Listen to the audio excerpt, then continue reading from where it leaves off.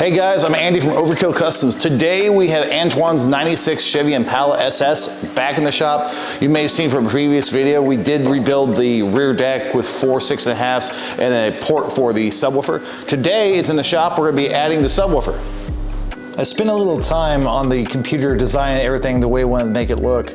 And we're going through now and cutting all the pieces of MDF. We use 3/4 inch MDF.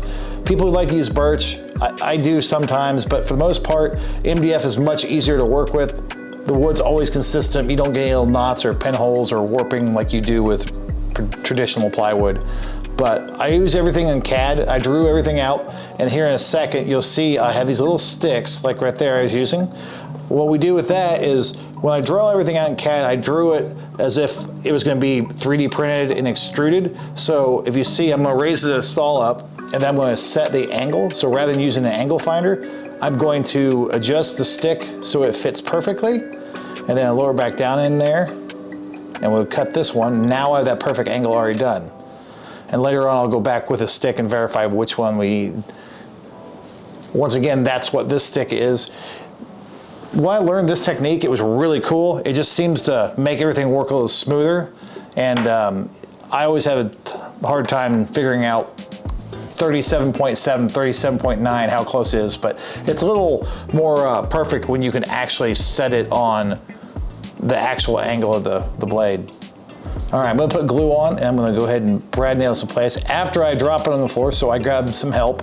And when you attach these together, the first 3 panels, once they're all locked in, it makes everything a lot easier to work with, and you'll regret your life less often. But I'm just using a regular Titebond 2 wood glue. And then we're using 1 1/4 inch brad nails. The brad nails just hold it until the glue can set. So you can go crazy with them, but there's no need to. I get a little carried away sometimes with how many brad nails I put in. All right, we're gonna get the bottom side here. If you notice here in a couple minutes, when we're going across, the box is kind of 5-sided, and that side's 4. So the back piece, I'm gonna put on the router and round it over. But this little angle here is the trickiest of all of them. I'm gluing on the port. We're gonna go ahead and nail that in place. And then the big thing here too is to take a pencil and mark where the port's actually gonna be, because it's easy to cut a hole in the wrong side.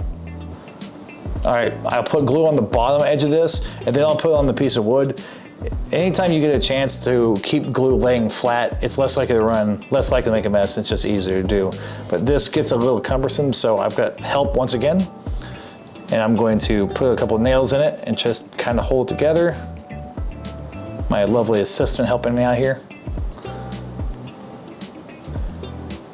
And then once I go across the top, he doesn't feel as comfortable, so I start putting him on the bottom, just because the bottom ones are a little more picky to fit. So I'll take over. And once again, glue the other side nice and tight.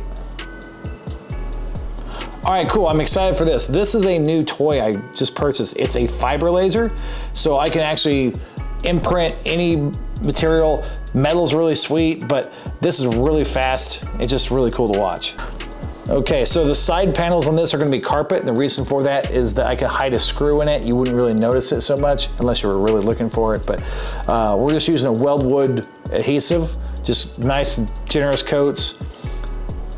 Carpet stretches really well, so it's not too bad. We've already started prepping everything in the trunk here. We're gonna be putting a single Solo X 15-inch subwoofer right here in the center. We've got a port blowing off the side. The back deck is already vented. This has a couple amplifiers mounted on the back wall. Since they don't match, we're just gonna hide them. We're gonna tidy up his wiring a little bit and get going.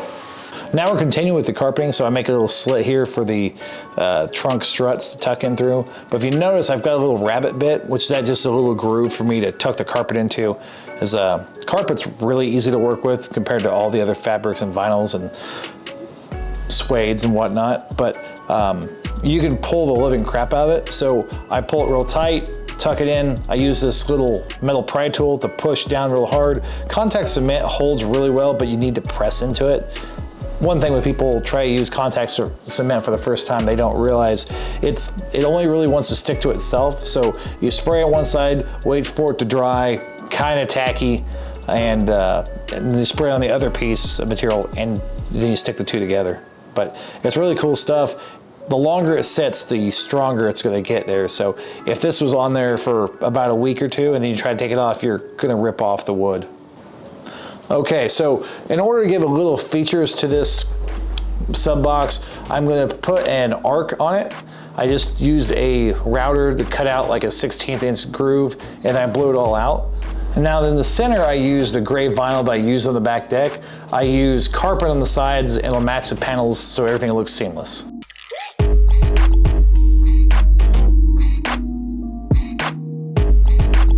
Thanks for watching, guys. My name's Andy from Overkill Customs. We are in Murfreesboro, Tennessee. If you'd like to reach out, 615-462-6074. You can also find us on all the socials at Overkill Customs TN. See ya.